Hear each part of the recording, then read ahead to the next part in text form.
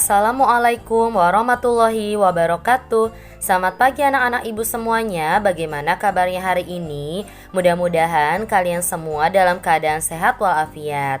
Hari ini masih bersama dengan Bu Anggi. Kita masuk ke pembelajaran tematik 5G, subtema 3, pembelajaran ke-1 sampai dengan ke-3 mengenai peristiwa mengisi kemerdekaan. Sebelum memulai pembelajaran, marilah kita bersama-sama membacakan lafaz basmalah. Bismillahirrahmanirrahim. Lalu kita lanjutkan dengan membaca doa sebelum belajar. Berdoa dimulai. Amin. Nah, sekarang kalian siapkan buku paket tematik, buku tulisnya, dan juga alat tulisnya. Kita mulai pembelajaran hari ini. Adapun pembelajaran yang kita akan lakukan kali ini memiliki kompetensi dasar. Yang pertama, menelaah keberagaman sosial budaya masyarakat.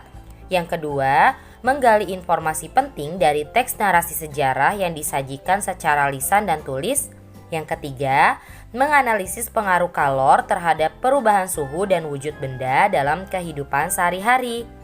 Yang keempat, mengidentifikasi faktor-faktor penting penyebab penjajahan bangsa Indonesia dan upaya bangsa Indonesia dalam mempertahankan kedaulatannya. Yang kelima, memahami karya seni rupa daerah. Di sini disajikan ada percakapan antara Ayah dan Beni. Ayo kita simak sama-sama ya. Hari menjelang sore, Ayah Beni pulang dari kebun cengkeh Pak Rudi. Ayah Beni akan menghadiri undangan pertemuan warga. Pertemuan warga tersebut sangat penting karena akan membahas pembangunan jalan dusun. Beni, ayo kita pamit pulang ke Pak Rudi. Kenapa kita harus buru-buru pulang ya? Beni masih betah di sini. Ayah ada undangan ke pertemuan warga. Ini surat undangannya. Baik ayah, nanti ayah harus jelaskan tentang surat undangan ya. Adapun surat undangannya seperti ini. Ayah menunjukkan kepada Beni mengenai surat undangan yang akan dihadiri oleh ayah. Lalu, apa itu surat undangan? Surat undangan merupakan surat yang berisi pemberitahuan dan permintaan kesediaan seseorang untuk menghadiri suatu acara atau kegiatan. Dalam membuat surat undangan, kalimat yang harus digunakan adalah kalimat efektif, yaitu singkat, padat, dan jelas. Tujuan dari pembuatan surat undangan adalah agar orang yang membaca surat undangan dapat mengerti isinya. Adapun surat undangan itu terbagi menjadi 3. Yang pertama adalah undangan resmi. Undangan resmi adalah undangan yang mengatasnamakan sebuah instansi atau organisasi dan kedinasan. Biasanya digunakan untuk kepentingan kedinasan. Contohnya seperti ini, suratnya resmi. Terus ada kop suratnya, ada nomornya, ada lampiran, dan lain sebagainya. Yang kedua adalah undangan setengah resmi. Undangan setengah resmi adalah undangan yang mengatasnamakan perorangan yang ditujukan ke perorangan maupun instansi atau organisasi. Contohnya adalah undangan pernikahan. Kemudian ada undangan tidak resmi.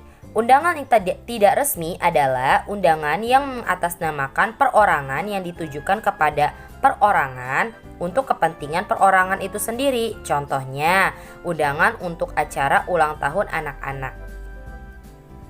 Undangan yang diterima oleh Ayah Beni itu kan terbuat dari kertas. Kertas itu adalah benda yang mudah terbakar.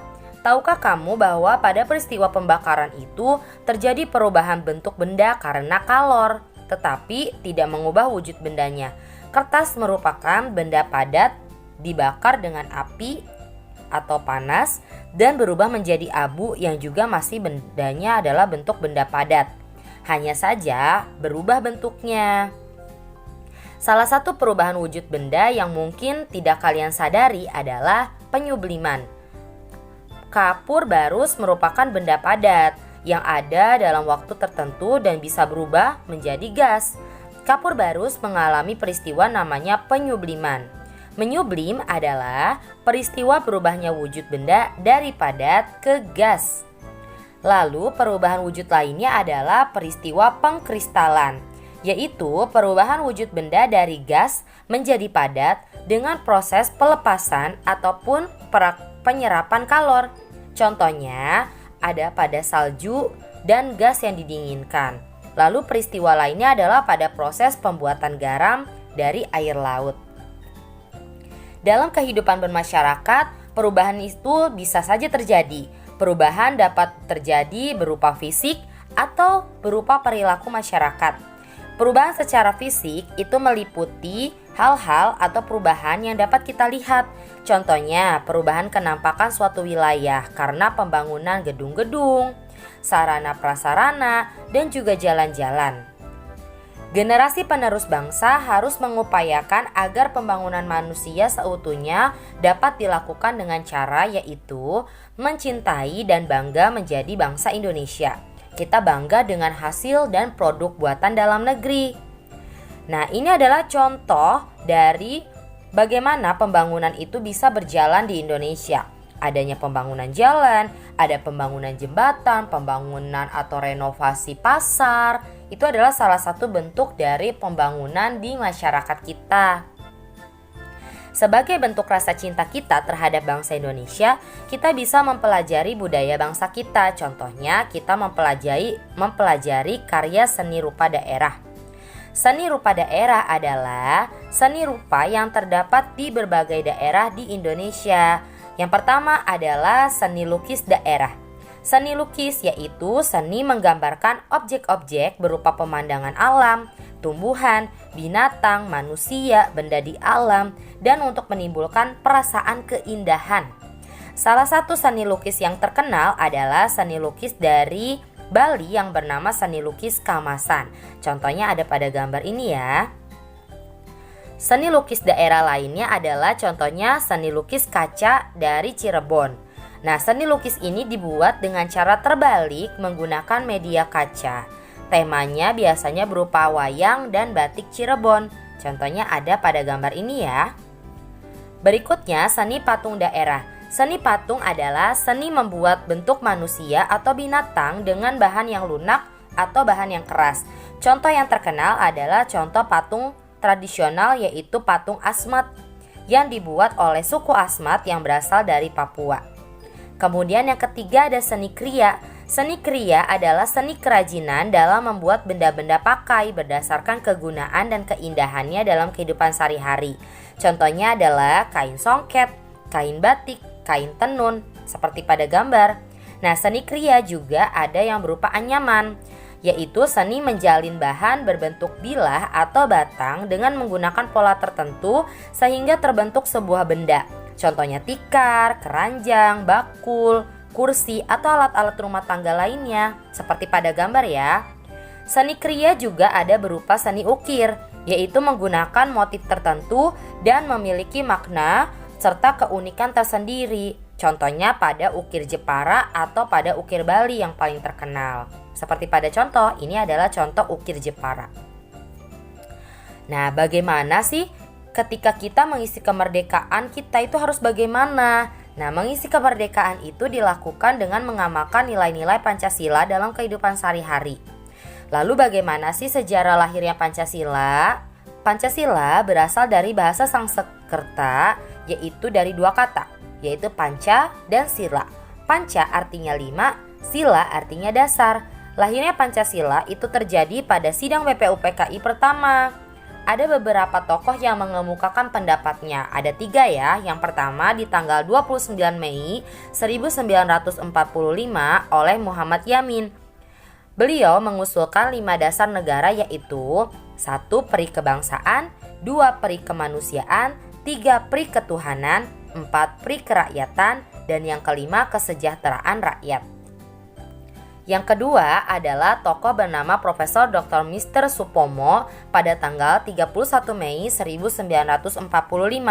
Beliau mengusulkan 5 asas yaitu 1. Persatuan, 2. Kekeluargaan, 3. Keseimbangan lahir dan batin, 4. Musyawarah, dan 5. Keadilan rakyat. Berikutnya tokoh yang ketiga bernama Insinyur Soekarno. Pada tanggal 1 Juni 1945 mengusulkan 5 rumusan dasar negara, yaitu 1. Internasionalisme, 2. Perikemanusiaan, 3. Mufakat atau demokrasi, 4. Kesejahteraan sosial, dan 5. Ketuhanan yang Maha Esa.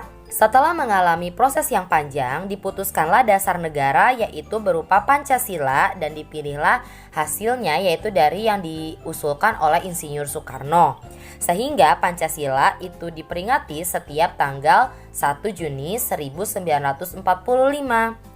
Lalu pada tanggal 18 Agustus 1945 melalui sidang PPKI pertama, disahkanlah Undang-Undang Dasar dan juga Pancasila sebagai dasar negara kita yang tertera di alinea keempat di Undang-Undang Dasar 1945.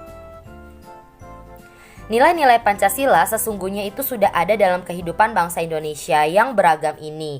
Sebuah nilai-nilai yang menunjukkan kita atau perilaku dan sikap kita yang saling rukun, kerjasama, antar sesama, saling menghargai satu sama lain. Contohnya adalah dengan berhidup bergotong royong. Itu adalah nilai-nilai Pancasila yang tertanam pada diri kita. Baik dari sila pertama sampai sila kelima, semuanya memiliki nilai-nilai yang baik dan mencerminkan masyarakat kita. Bagaimana pembelajaran hari ini? Mudah-mudahan kalian semua paham ya. Apabila ada yang kurang jelas, silakan tanyakan kepada Bu Anggi. Agar lebih jelas, kalian boleh mengerjakan tugasnya di Ayo Berlatih halaman 89 nomor 1 dan 2, Ayo Berlatih halaman 95 nomor 1 dan 2, serta Ayo Berlatih halaman 101 nomor 2. Kalian kerjakan di buku paketnya ya. Kalau tidak muat boleh dikerjakan di buku tulis asalkan jelas halamannya. Terima kasih sudah belajar dengan baik hari ini. Tetap semangat dan jangan lupa kalian selalu rajin ibadah dan jaga kesehatan ya. Ibu akhiri, wassalamualaikum warahmatullahi wabarakatuh.